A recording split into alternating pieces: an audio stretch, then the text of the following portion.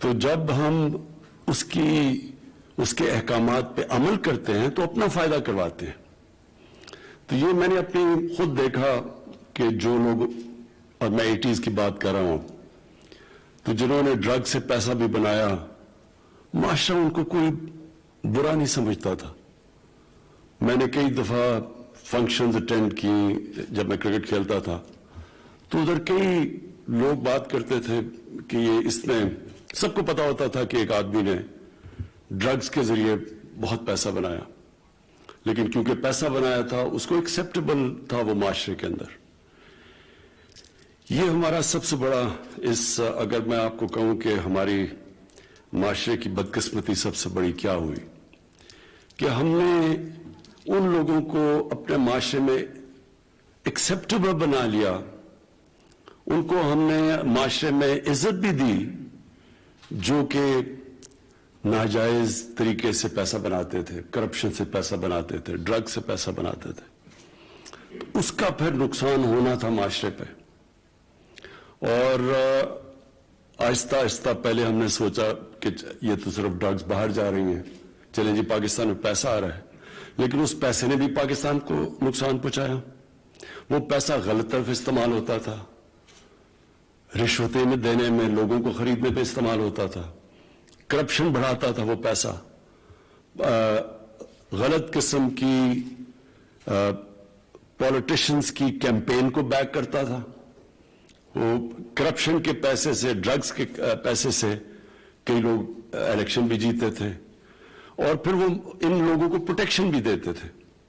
تو آج ہمارا یہ صورتحال ہے کہ ابھی اعظم سواتی نے جو آپ کو بتایا کہ تقریباً 70 لاکھ لوگ پاکستان میں ڈرگ ایڈکٹس بن چکے ہیں. 70 لاکھ لوگ. نیوزی لینڈ کی آبادی اس سے آدھی ہے 70 لاکھ سے، سنگاپور 70 لاکھ سے کم ہے. یعنی وہ ملکوں کی آبادی اتنی نہیں ہے جتنے ہمارے اس وقت ڈرگ ایڈکٹس ہو گئے.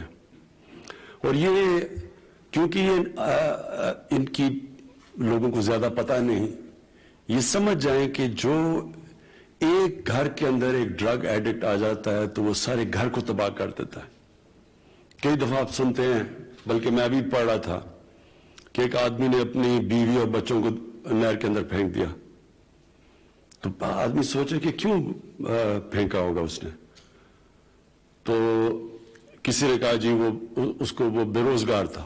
لیکن بے روزگار تھا، اگر ان کو پھینکنا تو خود بھی پھینک دیتا اپنے آپ کو. بعد میں پتا چلا کہ وہ ڈرگ ایڈکٹ تھا. تو ڈرگ ایڈکٹس جو تباہی مچاتے ہیں، اگر باپ ڈرگ ایڈکٹ ہے تو اپنے بچوں کی زندگی، اپنی بیوی کی تباہ کر دیتا ہے. اگر ایک بیٹا ڈرگ ایڈکٹ ہو جاتا ہے گھر کے اندر، وہ اپنی ساری فیملی تباہ کر دیتا ہے، ماں باپ کی زندگی تباہ کر دیتا ہے. اور یہ کیونکہ سائلنٹ کلر ہے، اس کا پتہ نہیں چلتا، لوگ اس کی زیادہ بات نہیں کرتے، اور معاشرے کو اس کی اہمیت کا نہیں پتا کہ یہ کس طرح کی ایک کینسر پھیلتی جا رہی ہے معاشرے میں. اور اب جو سب سے خوفناک چیز ہے، اب یہ جو سنتھیٹک ڈرگ ہے، آئس، یہ اسکولوں کے اندر پھیلتی جا رہی ہے. پہلے تو یونیورسٹیز میں سنتے تھے ڈرگز کا، اسکولوں کے اندر.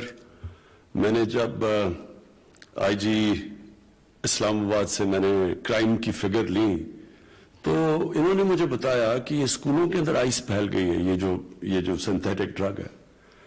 اب یہ سمجھ جائیں کہ اگر ایک اسکول کے بچہ شروع ہو جائے ڈرگز کے اوپر، اس کا مطلب یہ کہ نہ وہ پڑھ سکتا ہے صحیح طرح، کیونکہ ڈرگ سب سے پہلے متاثر کرتی ہے آپ کا ڈسپلن، اور پھر جو پڑھنے کے لیے ڈسپلن ہے وہ متاثر کرتی ہے، اور پھر وہ کیریکٹر بدل دیتی ہے انسان کا.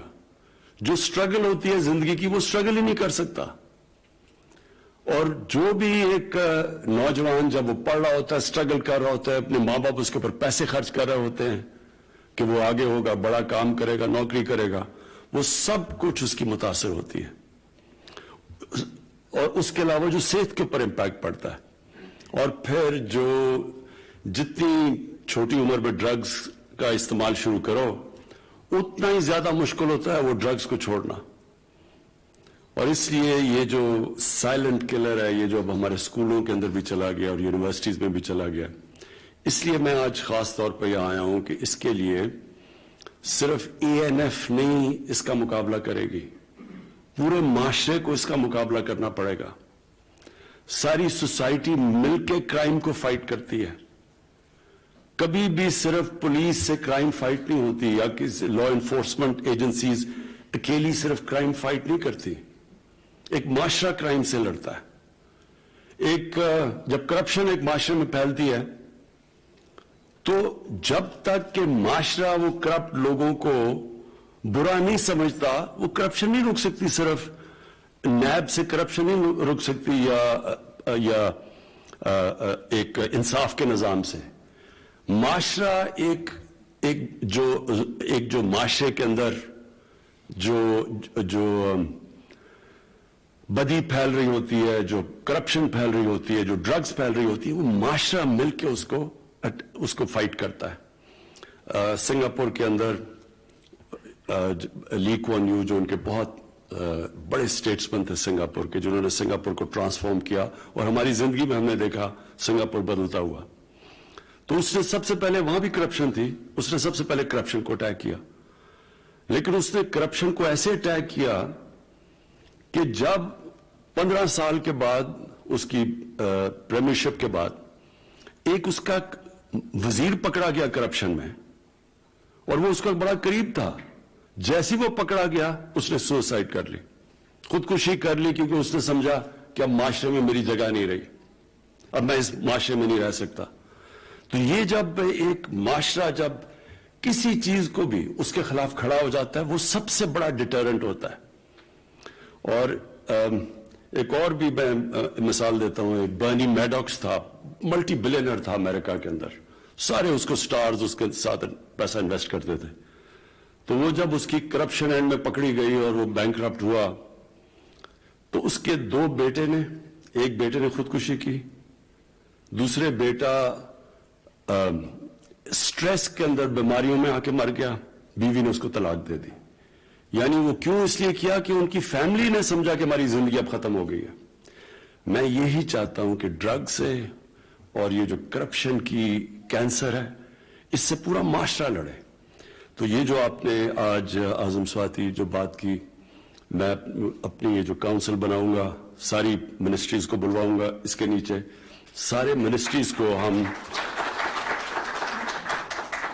سب منسٹریز کو ہم تیار کریں گے کہ وہ سب ایجوکیشن کی منسٹری اپنا پارٹ پلے کرے، اپنی جو ہماری ہیلتھ منسٹری ہے وہ اس کی اویئرنیس ریز کرے، اور پورا مل کے ایک معاشرے کو اب ہم یہ نارکوٹکس کے اوپر ایک پورا پروگرام بنائیں گے.